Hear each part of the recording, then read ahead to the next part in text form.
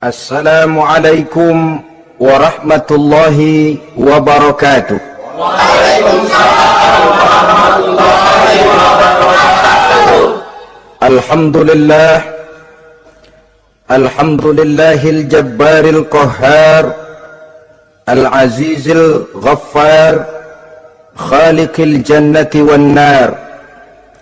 Wassalatu wassalamu ala sayyidina Muhammadinil mukhtar wa ala alihi wa ashabihil adhar, amma ba'du. Saudara-saudara kaum muslimin rahimakumullah, surga dalam Al-Quran selalu disebut dengan kata-kata jannah, yang wujudnya surga itu sesungguhnya merupakan suatu tempat di akhirat nanti, yang di dalam tempat itulah Allah akan memberikan balasan berupa kenikmatan yang tiada terhingga kepada hamba-hambanya yang soleh, yang bentuk kenikmatan itu dijelaskan Allah dalam hadis kursinya, a'dadtu li'ibadiyas salihin ma la aynun ra'at wa la uzunun sami'at wa la khatar ala qalbil bashar. Aku sediakan buat hamba-hambaku yang soleh satu kenikmatan yang belum pernah dilihat oleh mata, belum pernah terdengar oleh telinga, dan belum pernah terdetik dalam hati manusia tentang kenikmatan yang semacam itu. Jadi kalaupun dalam banyak ayat-ayat Al-Quran Allah menggambarkan tentang surga yang di bawahnya mengalir sungai-sungai, jangan disamakan dan dibandingkan dengan sungai yang ada di dunia ini. Kalau surga bercerita tentang pohon dengan segala buah-buahnya, jangan samakan dengan pohon dan segala buah-buahan yang ada di dunia ini. Kalau surga bercerita tentang istana, tentang tempat tidur, tentang permadani dan sebagainya, seluruhnya tidak sama dan tidak bisa disamakan atau dibayangkan dengan yang kita hadapi dalam kehidupan di dunia ini. Di sanalah manusia akan menemukan kehidupan yang hakiki, yang sebenar-benarnya, yang tidak akan pernah berubah untuk selama-lamanya. Adapun kehidupan di dunia ini, boleh saja kita katakan kehidupan yang kamuflase, fata morgana, atau dalam bahasa agama sering disebut dengan kehidupan khayali. Ia berubah, ia bertukar, ia berganti oleh pergeseran masa dan pertukaran waktu. Kita jadi orang kaya di dunia, bagaimanapun kayanya kita, kekayaan itu tidak lain adalah kekayaan khayali namanya. Hari ini dia kaya, besok dia boleh jatuh bangkrut. Tengoklah orang-orang kaya di dunia ini, yang tidak cuma sekedar memperkaya diri untuk dirinya sendiri saja, tapi kadang-kadang sudah mempersiapkan untuk anak-anaknya, untuk cucu-cucunya, untuk iparnya, untuk besannya, pendeknya untuk seluruh keluarganya. Tidak cukup harta cuma untuk 1, 2, 3 bahkan sampai 7 keturunan. Tidak cukup dengan uang miliaran malah triliunan. Tidak cukup dengan punya tanah yang luas malah gunung dibeli, laut dibeli, langit pun kalau dijual mau dibeli. Sudah melampaui batas yang dinamakan kewajaran, dihinggapi penyakit rakus bin serakah alias tamak, lalu menghalalkan segala macam cara untuk mencapai harta, padahal itu tidak lebih dari bayangan khayali. Harta yang banyak itu mampukah menolak penyakit yang hendak datang? Harta yang banyak itu mampukah menahan tumbuhnya uban selembar di atas rambutnya? Harta yang banyak itu mampukah mencegah sebuah giginya yang hendak permisi? Dan pada akhirnya harta yang begitu banyak itu mampukah menolak kedatangan malaikat maut? Sama sekali ternyata tidak. Itulah kekayaan khayali namanya.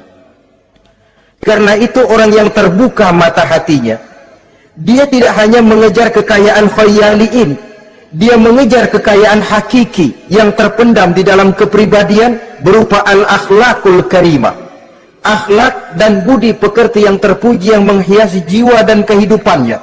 Ada sifat sabarnya, ada sifat syukurnya, ada sifat qanaahnya, dan segala macam akhlak yang terpuji. Itulah kekayaan jiwa yang tidak bisa dinilai dengan materi. Kita punya pangkat, jabatan, kedudukan tinggi, pangkat apapun di dunia ini sesungguhnya tidak lebih dari pangkat khayali. Buktinya bahwa dia pangkat khayali, pangkat di dunia ini selalu ada bekasnya. Saudara kenal ada bekas camat, ada? Ada bekas lurah, ada bekas gubernur, ada bekas menteri, ada bekas presiden. Hari ini dia lurah, besok bekas lurah. Hari ini dia camat, besok bekas camat. Hari ini dia menteri, besok bekas menteri. Pangkat khayali. Maka Quran menganjurkan jangan pangkat khayali yang kita kejar mati-matian. Sampai menggunakan sistem jilat atas, injak bawah, sikut kiri kanan, yang penting dapat kedudukan. Padahal itu tidak lebih daripada pangkat khayali. Quran menganjurkan carilah pangkat hakiki. Kedudukan di sisi Allah, maqam di sisi Allah, itulah pangkat yang sebenarnya. Apa jalan ke arah sana? Quran memberikan petunjuk. Wa minal laili fatahajjad bihi nafilatan lak asa an yab'asaka rabbuka maqaman mahmuda. Di keheningan malam, dikala orang tidur nyenyak, bangunlah engkau tahajud kepada Allah Tuhanmu. Pasti kalau itu kau laksanakan, Allah akan menempatkan engkau di satu tempat yang terpuji, mendapat pangkat yang hakiki dan bukan sekedar pangkat khayali. Kita berusia muda, muda kita ini pun muda khayali. Berapa lama kita muda? Hari berubah jadi minggu, minggu bertukar menjadi bulan, bulan pergi datanglah tahun. Pergeseran masa dan pertukaran waktu membuat kita jadi berubah. Kulit yang tadinya kencang jadi lentur dan keriput. Segalanya berubah. Oleh karenanya, pada kehidupan di surga nanti, orang akan menemukan kehidupan yang hakiki, yang tidak akan pernah berubah untuk selama-lamanya. Nah, kita akan mulai dengan menjelaskan bagaimana sebenarnya keadaan surga itu. Pertama, luasnya. Berapa sih luasnya surga? Dengan logika, sekarang ini dunia dihadapi dengan kekhawatiran terhadap peledakan penduduk yang nyaris tidak terkendali. 5 miliar lebih jumlah manusia yang nongkrong di permukaan bumi. Tapi sesungguhnya planet bumi yang kita tinggali ini cuma satu planet kecil dari 9 buah planet yang berada dalam sistem tata surya matahari yang lazimnya kita namakan galaksi. Selain tata surya matahari yang namanya galaksi itu, masih terdapat lagi galaksi-galaksi lain yang dengan sendirinya juga dikitari oleh planet-planet lain. Dan bumi kita yang kita tinggali ini, yang dihuni oleh tidak kurang 5 miliar manusia, hakikatnya cuma setitik debu di tengah angkasa alam yang luas ini. Oleh karenanya, di dalam surah Ali Imran ayat 173, ayat 133, Allah Subhanahu wa taala menjelaskan, "Wasari'u ila maghfiratin min rabbikum wa jannatin 'arduha as-samawati wal ardu u'iddat lil muttaqin." Bersegeralah kamu menuju ampunan Allah dan surga yang luasnya seluas langit dan bumi. Seluas langit dan bumi. Sedangkan langit oleh mata telanjang ini kan tidak pernah kelihatan. Yang nampak oleh kita biru di atas itu cuma batas titik pandangan manusia yang terjauh. Dan konon itu adalah refleksi sinar matahari yang menyentuh air laut, melahirkan warna biru. Sedangkan hakikat langit itu sendiri sampai hari ini belum terjangkau oleh kemajuan ilmu pengetahuan. Sejauh-jauhnya manusia pergi baru ke bulan. Mungkin dalam beberapa tahun mendatang dia akan pergi ke planet-planet Mars dan planet-planet lainnya. Tapi itu masih terbatas dalam sistem tata surya matahari atau galaksi kita ini. Belum lagi sampai kepada langit yang pertama. Surga yang disediakan untuk orang-orang saleh ini luasnya seluas 7 lapis langit dan bumi. Jadi saudara tidak usah berpikir khawatir di surga nanti kehabisan kapling. Di dunia ini saja masalah tempat tinggal sekarang ini jadi masalah pelik, karena memang peledakan penduduk seiring dengan perkembangan tentang lapangan kerja yang harus disiapkan, sekolah yang mesti disediakan, sarana pendidikan yang harus disiapkan, rumah sakit untuk menjaga kesehatan, dan kompleks betul masalahnya. Tetapi di surga nanti arduhas samawati wal ard, luasnya seluas 7 lapis langit dan bumi, satu keluasan yang hanya Allah saja yang maha tahu tentang batas-batasnya. Itu tentang luasnya surga. Lalu bagaimana keadaan di surga? Apakah ada bangunan-bangunan, taman-taman, kebun-kebun? Tentu ada. Di surga ada kebun yang tanamannya berupa tumbuh-tumbuhan dan menghasilkan buah-buahan, yang buah-buahannya pun boleh dimakan oleh manusia, karena tidak akan pernah ada larangan lagi dalam kehidupan di sana. Dalam surah Ar-Rahman ayat 54 misalnya, kita dapati penjelasan dari Allah Subhanahu wa taala, wa janal jannataini dan.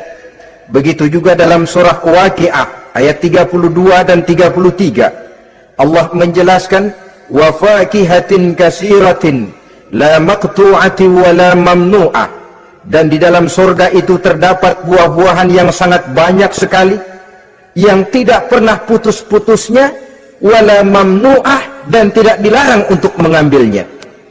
Yang dimaksud la maqtu'ah, tidak terputus, artinya buah-buahan di surga itu begitu kita petik keluar lagi gantinya, dipetik lagi keluar lagi gantinya, la maqtu'ah, tidak pernah putus. Lainkan pohon di dunia ini hari kita petik keluar lagi kapan? Musim tahun depan, nungguin kita. La maqtu'ah, tidak pernah terputus buah-buahan itu, wala mamnu'ah, dan tidak terlarang untuk memetiknya. Adakah pohon pisang? Pohon pisang ada. Anggur banyak. Delima pun ada. Tetapi sekali lagi, bagaimanapun hakikat buah di surga cuma sama dalam nama, tapi lain dalam wujudnya. Nanti saudara pikir, di surga pisang, di sini juga banyak kalau cuma pisang mah. Di surga anggur, di pasar banyak anggur. Ini cuma nama yang sama, hakikatnya tentu berbeda. So kalau hakikatnya juga sama, ya nggak usah sampai ke akhirat, di sini pun cukup. Adanya nama-nama ini cuma untuk memberikan gambaran tentang buah-buah yang random, yang nikmat, yang lezat, dan yang digemari oleh manusia.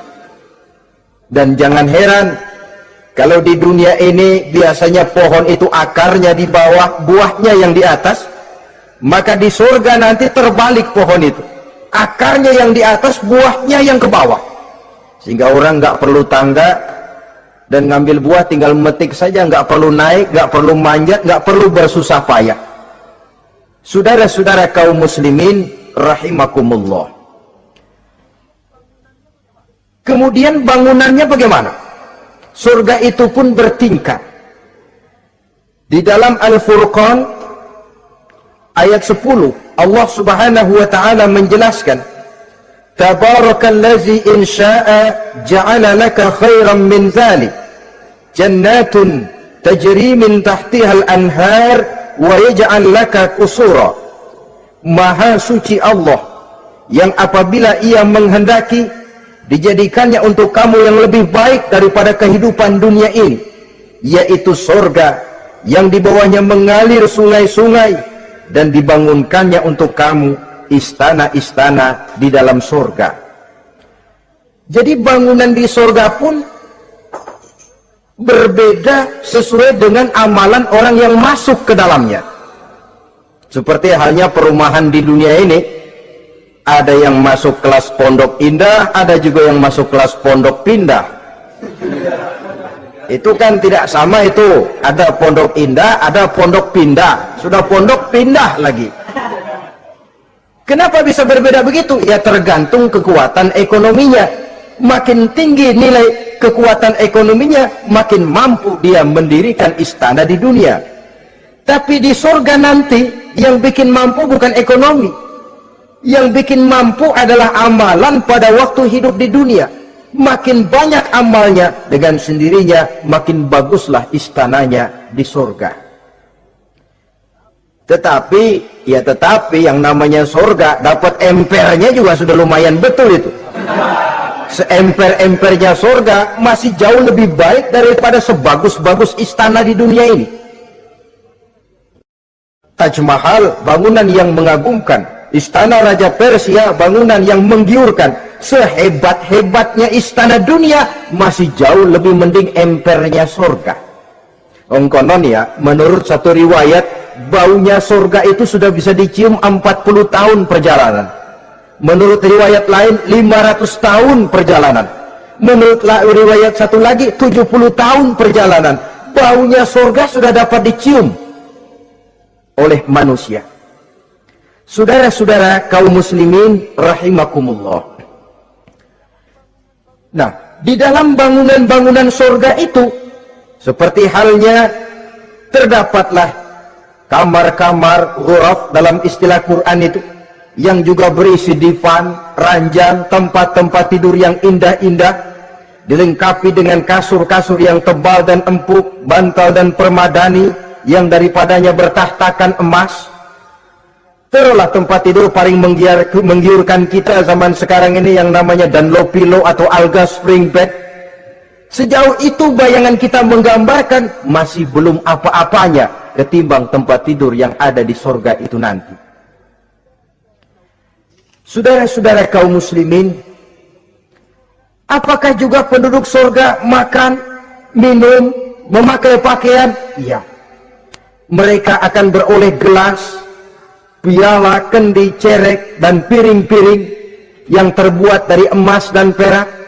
Tentu tidak usah gambarkan lagi macam emas dan perak di dunia.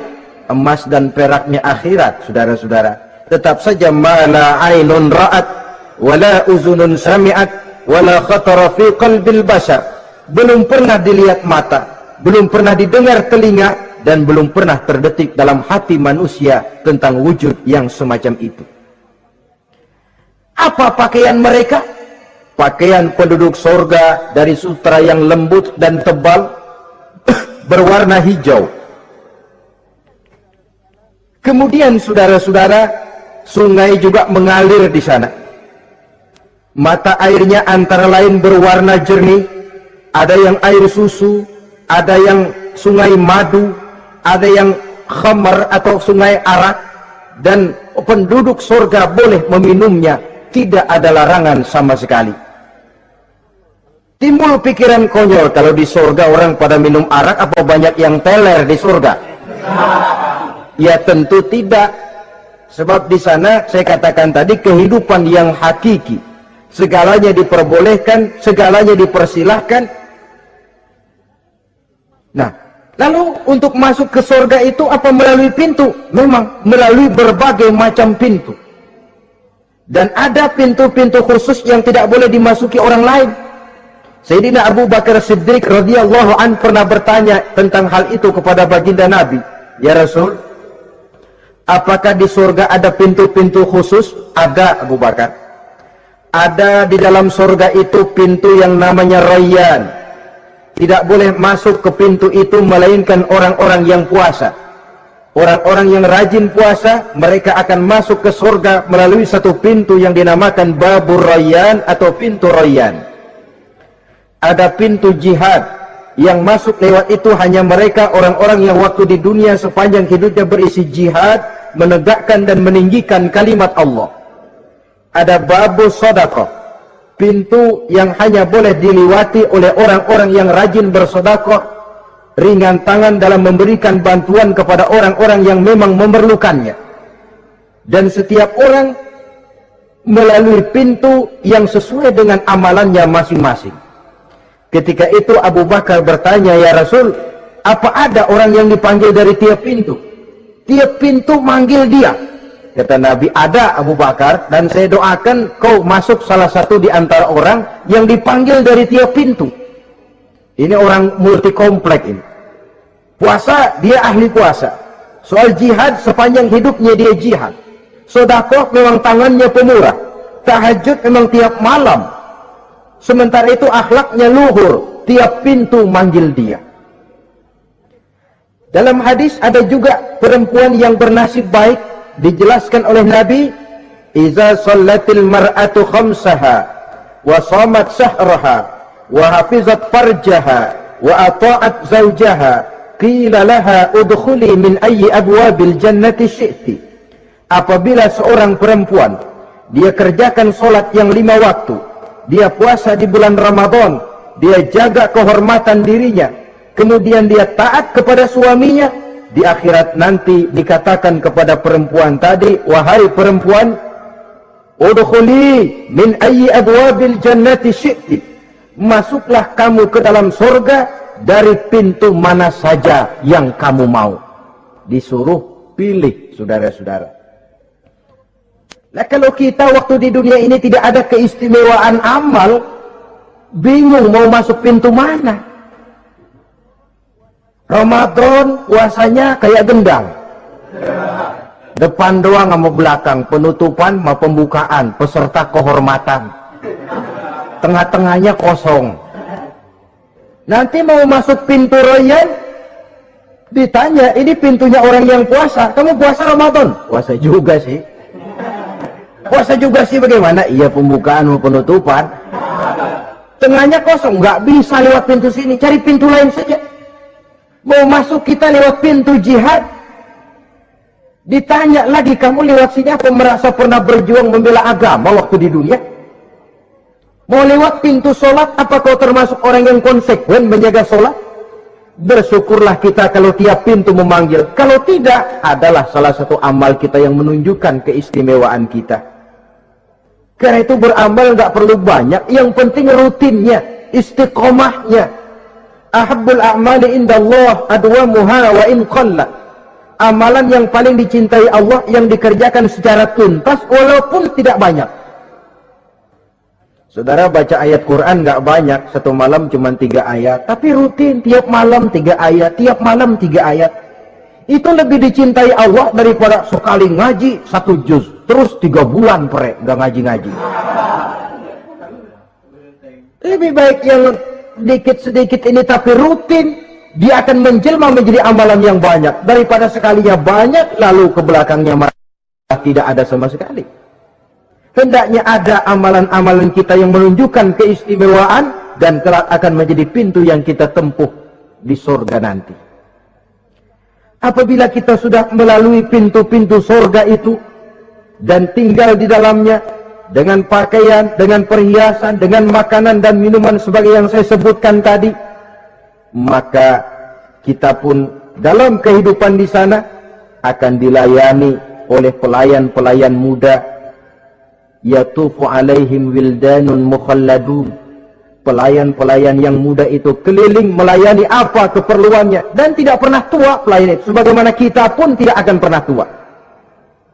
Pendeknya sudah jadi king of king di surga itu, jadi raja di raja. Fasilitas serba cukup, apa yang kita mau tersedia, tidak ada larangan, dan pelayan seperlunya diberikan kepada kita. Nah, bagaimana keadaan penduduk surga? Dari Imam Tirmizi dijelaskan satu hadis, berkata Hasan al-Basri, ahlul jannati kulluhum abna'u 33 sanah. Mereka rata-rata orang-orang muda penduduk surga itu. Umurnya tidak lebih 33. Ya, muda-mudanya, cakep-cakepnya, ganteng-gantengnya.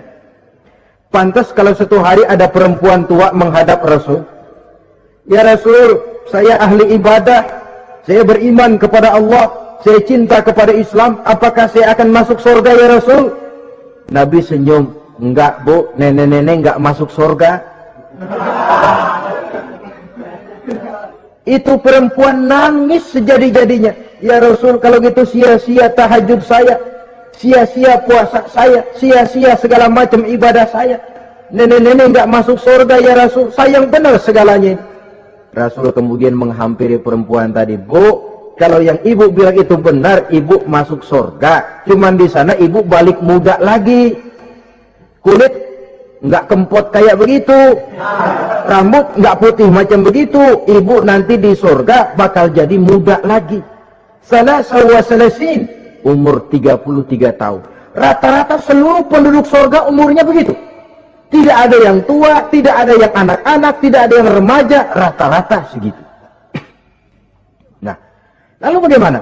Di surga hati mereka menjadi satu di antara sesama penduduk surga. Tidak ada yang iri hati, tidak ada yang punya sifat dendam. Itu keadaan di surga. Walaupun bertetangga, yang satu bisa mengunjungi yang lain, yang satu bisa nengokin yang lain, tapi tidak ada sikap iri hati dan dengki. Tidak ada yang satu datang ke tempat saudaranya di surga, loh kapling lu lebih luas dari gua nih. Nggak ada Tuhan, tidak ada. Semuanya hati sudah menjadi satu, tidak ada dendam, tidak ada iri hati. Kan jauh bedanya dengan kehidupan di dunia ini toh. Kadang-kadang di dunia ini begitulah romantikanya.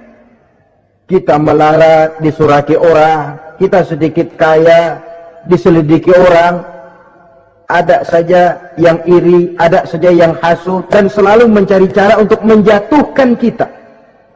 Di surga, hal semacam itu tidak akan kita temui. Orang tidak punya sifat iri hati dan dendam. Lalu bagaimana lagi keadaan penduduk surga itu? Mereka selalu merasa senang dan bahagia. Tiap hari, tiap saat yang dirasakan cuma itu saja. Tidak diselingi seperti kehidupan di dunia ini, di mana senang berseling dengan susah, bahagia berganti dengan derita, ada senyum bahagia, ada tangis menahan derita. Itu romantika kehidupan di dunia. Di akhirat itu tidak akan pernah ditemui dalam surga nanti. Orang selalu merasa senang, karenanya di sana tidak ada keluh kesah, tidak ada orang yang murung, tidak ada orang yang narik napas panjang sambil menghitung bintang di langit. Selalu merasa senang dan selalu merasa bahagia. Lalu bagaimana kondisi fisik mereka? Di surga tidak ada orang yang cacat, baik ia cacat rohani ataupun cacat jasmani. Seperti yang kita temui di dunia ini, ada saja cacatnya. Kadang-kadang jasmani sehat, rohaninya sakit. Kadang-kadang rohaninya bagus, jasmaninya cacat. Di surga, orang sempurna, komplit, cukup. Tidak ada yang cacat rohani ataupun yang cacat jasmani. Kalau dalam kehidupan di dunia ini mereka cacat, bagaimana? Mereka akan utuh dan sempurna apabila masuk ke dalam surga. Dan di surga, sungguh pun mereka makan, sungguh pun mereka minum, mereka tidak akan pernah buang air, baik air besar maupun air kecil. Sebab kalau makan dan minum di surga harus buang air, tentu malaikat harus menyediakan WC. Dan kalau surga sudah ada WC, tentu tinja yang repot. Saudara-saudara kaum muslimin, tidak buang air, juga tidak buang angin, dan tidak sakit, tidak terkena penyakit apapun namanya. Sudah di surga itu daerah bebas penyakit. Jadi barangkali kalau keluar ke halaman surga nggak pakai baju masuk angin, tidak. Di sana repot nyari duit kerokan. Segalanya sempurna, segalanya cukup. Lalu bagaimana kalau tiap saat mereka makan, tiap saat mereka minum, tapi tidak buang air? Konon keringat yang keluar dari mereka, tubuh mereka. Dan keringat yang keluar itu mengandung bau kasturi yang amat sangat harum baunya. Saudara-saudara, kemudian penduduk surga itu oleh Allah diberikan teman hidup yang namanya bidadari.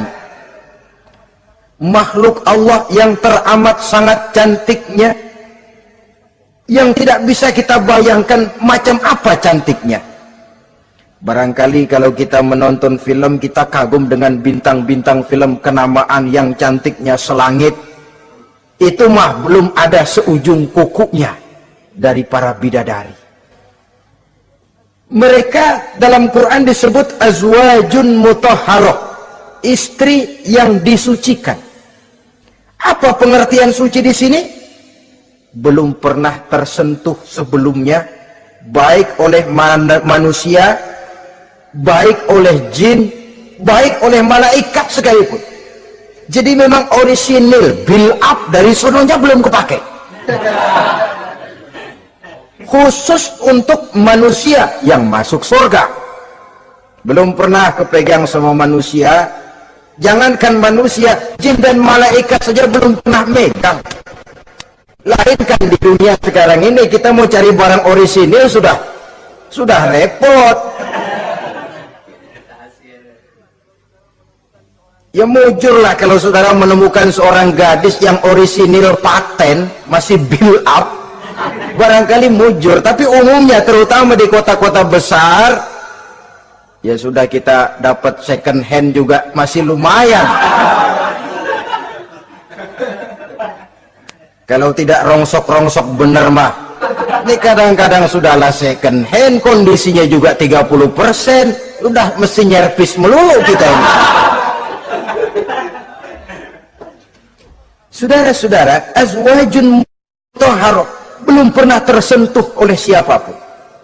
Lalu makna tohara ini, mereka selalu suci, tidak pernah baik menstruasi atau mencret,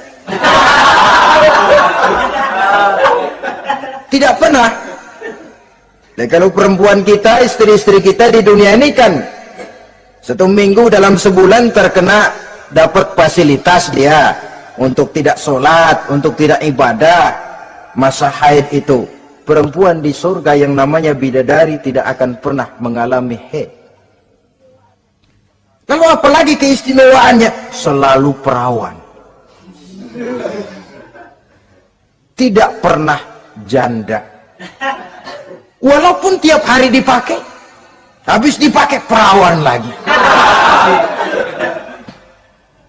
Saudara-saudara yang saya hormati, itu diperuntukkan untuk penduduk-penduduk surga. Nah itu laki-laki itu. Iya, kalau perempuan bagaimana? Satu riwayat menjelaskan mereka akan menjadi ratu di surga dengan segala kenikmatan yang juga tidak pernah mereka bayangkan sebelumnya. Riwayat lain menjelaskan bahwa mereka juga akan berkumpul dengan suami, istri, dan anak-anaknya jikalau mereka memang orang-orang soleh. Ada juga riwayat lemah menjelaskan bahwa mereka akan mendapat bidadara istilahnya.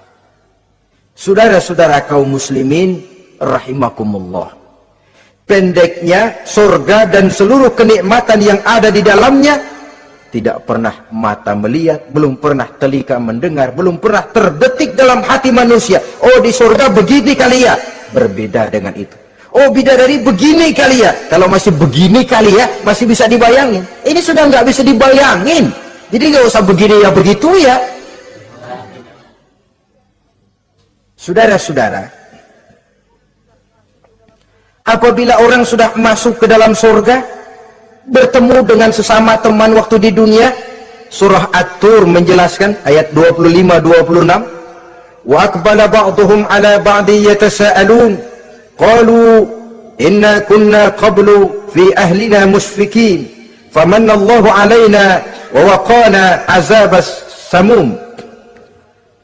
Apabila mereka telah masuk ke dalam surga, sebagian yang lain berkunjung kepada sebagian yang lain. Cara kita belah sono, ini teman kita dulu waktu di dunia, yuk samperin yuk. Ba'duhum ala ba'di yatasaalun, saling tanya menanya.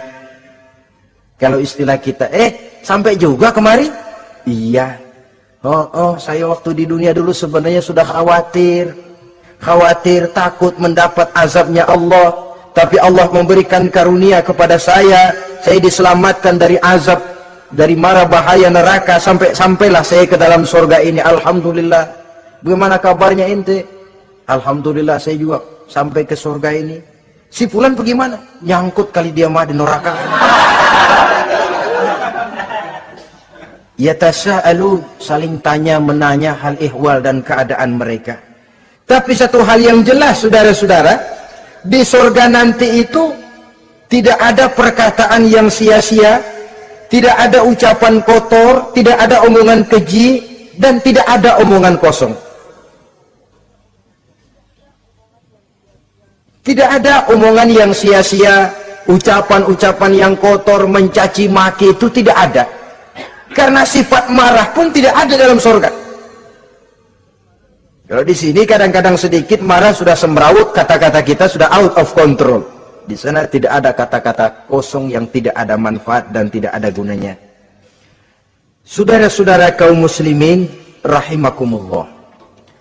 Kemudian yang terakhir, kita akan membicarakan apa saja nama-nama surga itu dan siapa calon orang-orang yang masuk ke dalamnya. Pertama, yang dinamakan Jannatul Firdaus atau surga Firdaus. Surga Firdaus ini oleh Allah Subhanahu wa ta'ala disediakan untuk orang yang dijelaskan dalam surah Al-Mu'minun ayat 1 sampai dengan 11. Qad aflahal mu'minun, beruntunglah orang-orang yang beriman.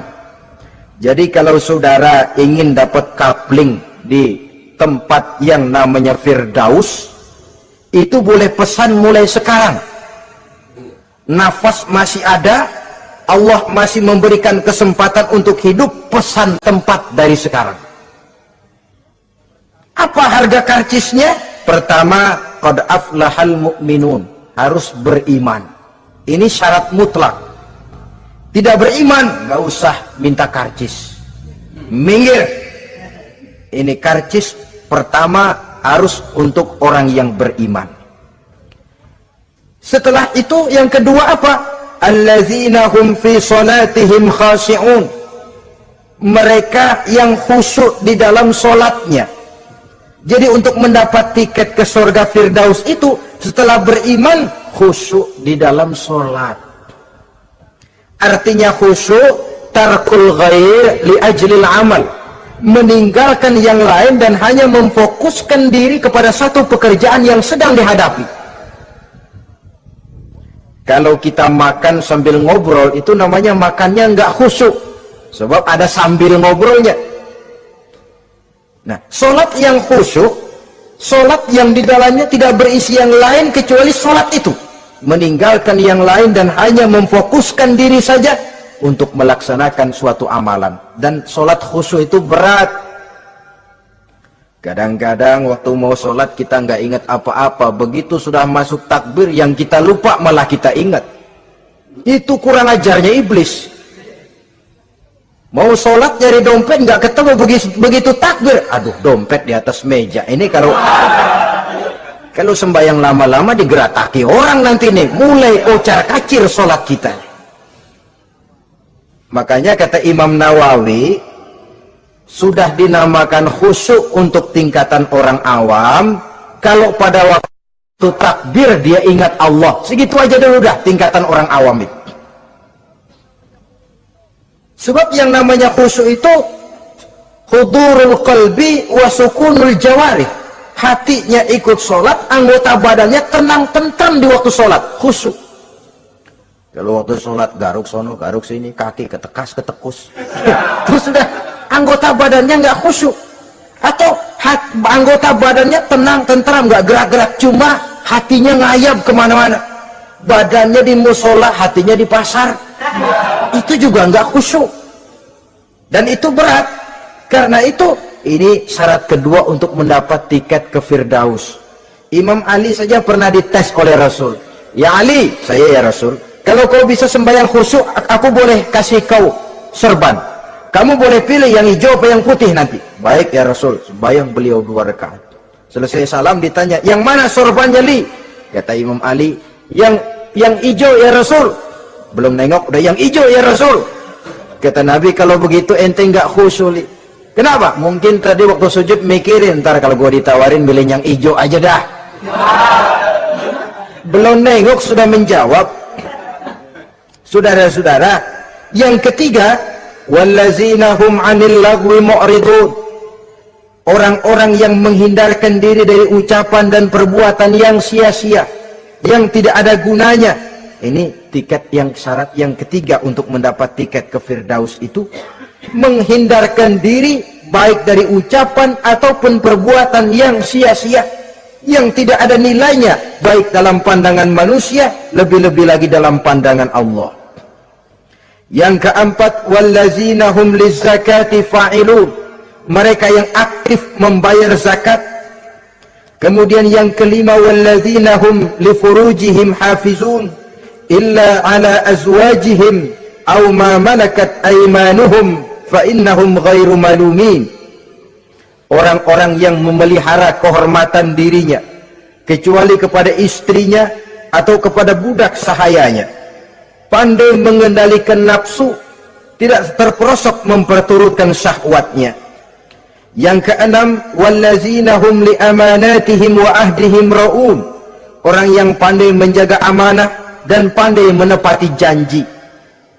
Saudara-saudara, kalau janji ditepati, sebab janji adalah hutang. Yang ketujuh, wallazina hum ala sholawatihim yuhafizun.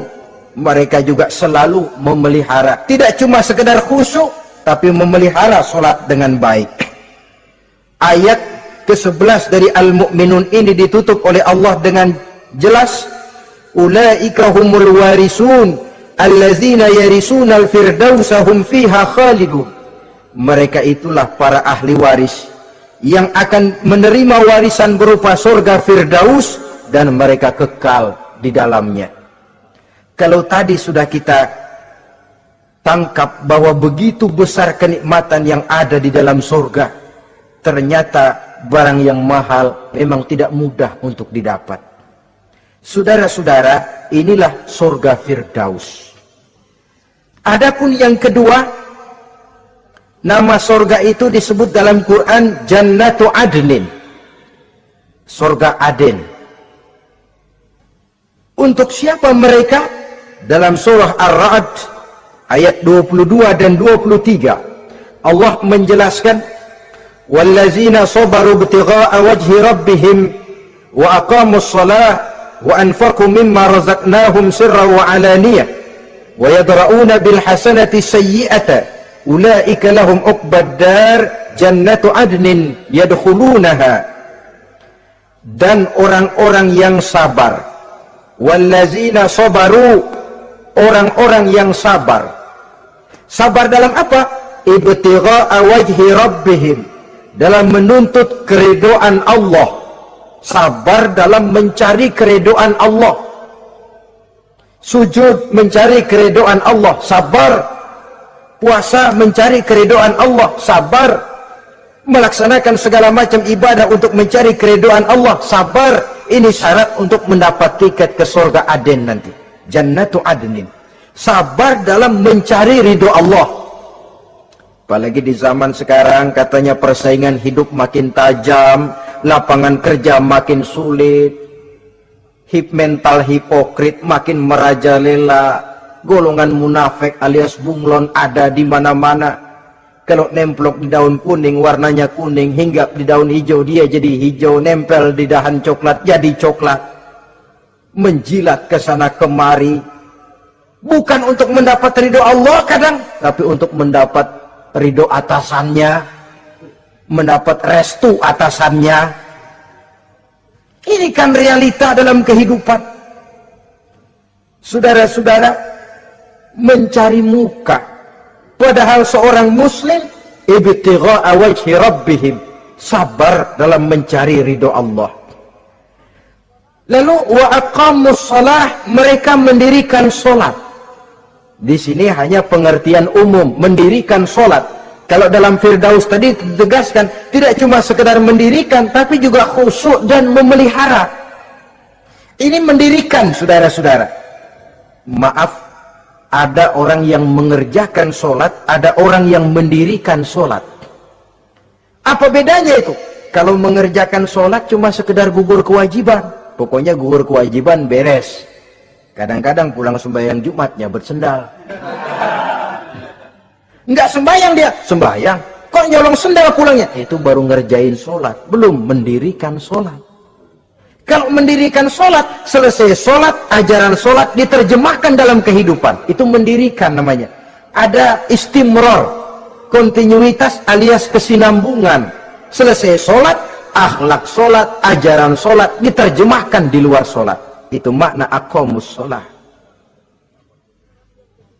Apalagi syarat yang ketiga untuk mendapat tiket ke surga Aden ini? Wa anfaqu mimma razaqnahum sirran wa alaniyah. Menginfakkan, membelanjakan di jalan Allah rezeki yang diberikan kepada mereka, baik terang-terangan maupun sembunyi-sembunyi. Maka sedekah itu terang-terangan baik, sembunyi-sembunyi juga baik kalau niatnya ikhlas karena Allah. Terang-terangan baik, kenapa? Untuk merangsang orang lain supaya berbuat seperti kita, bukan untuk dipuji, bukan untuk mendapat ria. Saudara-saudara, saya yang miskin nyumbang 100.000, saudara berapa yang kaya? Ini boleh untuk merangsang orang lain. Tapi kalau untuk ria, itu tentu dilarang oleh agama.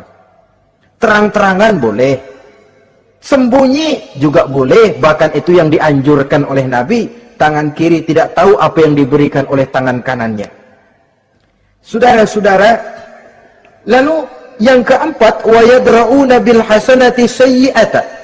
Mereka menolak kejahatan dengan kebaikan. Dia hanya tidak berteriak-teriak tentang kemiskinan, tapi melakukan usaha bagaimana mengatasi kemiskinan. Dia tidak hanya berteriak dengan mengemukakan berbagai macam kemunkaran, tapi mengimbanginya dengan menanamkan segala macam kebajikan. Seperti sekarang ini tuh. Air saja kalau cuma dibendung tapi tidak disalurkan kan ngebludak, jebol bendungan. Kita cuma teriak anak-anak muda dihantam oleh kebudayaan barat yang merusak moral. Tapi mana kebudayaan Islam kita? Gak pernah kita timbulkan. Musuh kita adalah kemiskinan dan kebodohan, jelas. Tapi apa langkah ekonomi yang kita lakukan untuk mengatasi kemiskinan? Dan bagaimana upaya kita meningkatkan mutu pendidikan?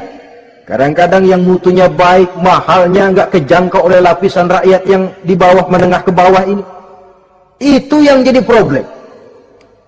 Orang yang mendapat tiket ke surga Aden ini, mereka menolak kejahatan dengan mengimbanginya, melakukan kebajikan.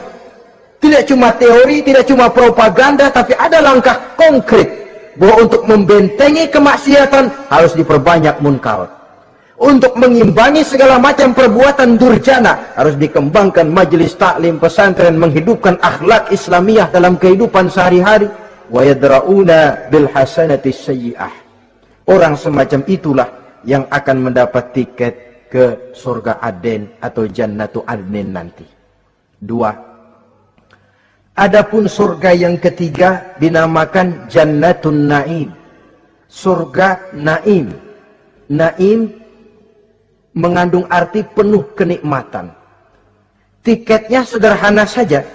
Al-Qalam ayat 34. Inna lil muttaqina inda rabbihim jannatu na'im. Sesungguhnya bagi orang-orang yang bertakwa kepada Allah, mereka akan mendapat balasan berupa jannatun na'im, surga Naim namanya.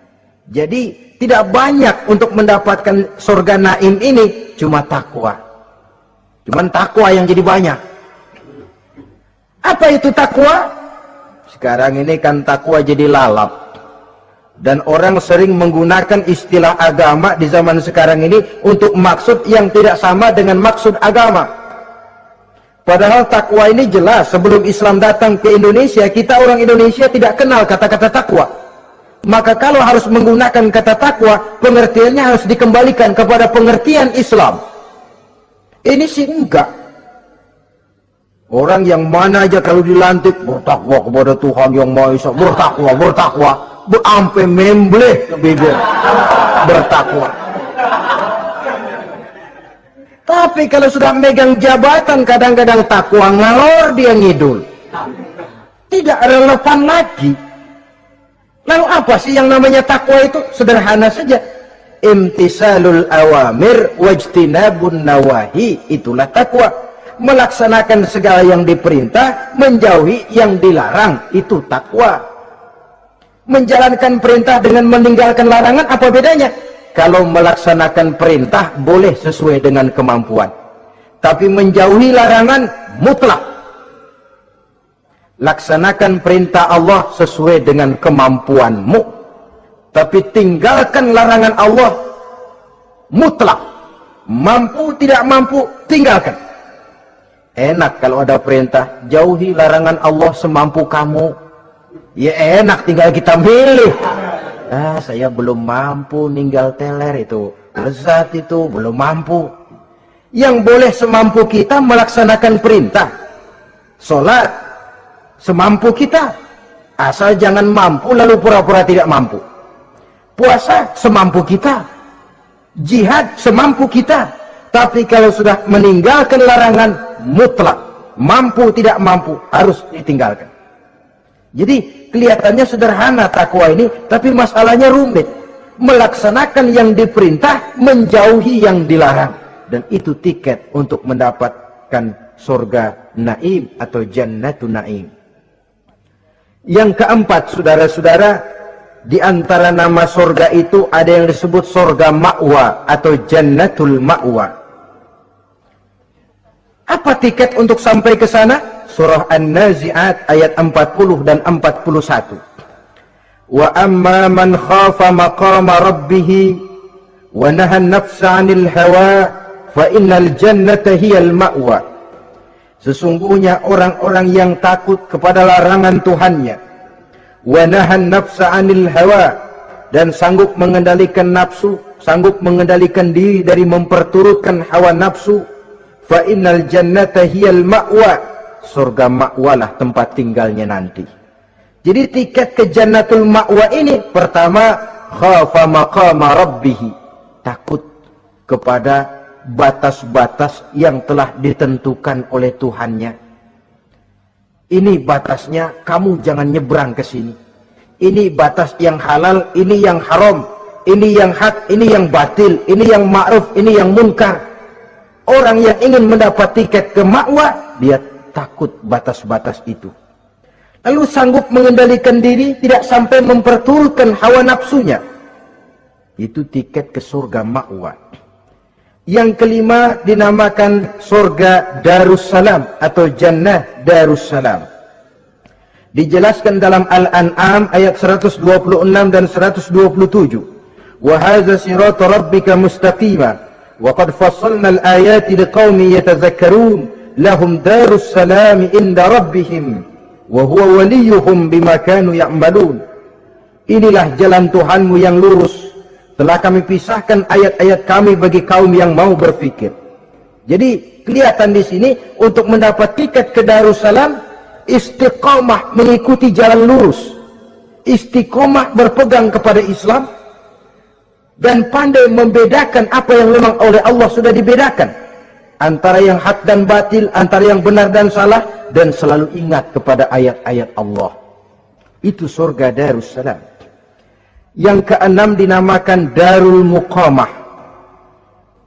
Siapa penghuninya? Surah Fatir ayat 34-35. Wa qalu alhamdulillahillazi azhaba 'anna al-hazan inna rabbana laghafurun syakur allazi ahallana darul muqamah min fadlihi la yamassuna fiha nasabun wa la yamassuna fiha lughub.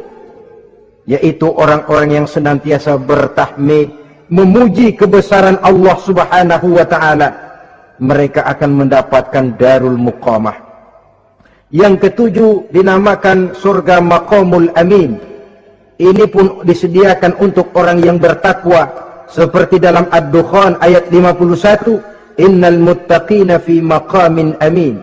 Dan yang terakhir, yang kedelapan adalah surga khuldi atau jannatul khuldi. Dalam surah Al-Furqan ayat 15 dijelaskan, qul adzalika khairun am jannatul khuldi allati wu'idal muttaqun kanat lahum jazaan wa masira. Saudara-saudara kaum muslimin rahimakumullah, oleh terbatasnya waktu, inilah sekelumit tentang surga dan calon-calon penghuninya.